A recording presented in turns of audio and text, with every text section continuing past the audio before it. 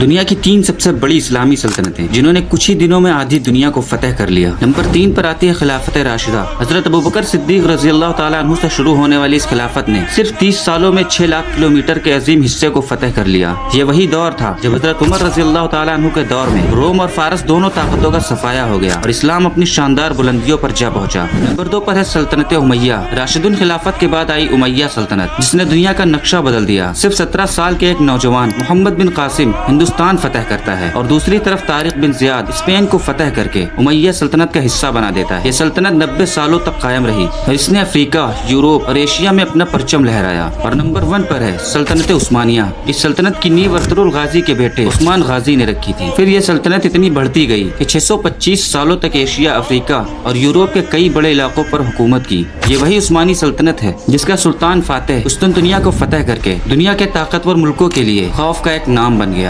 سبيل الدموع سبيل مريح تنهد يا صاحي كي تستريح وبث الدعاء الخفي الصريح يسعك الخباء الرحيم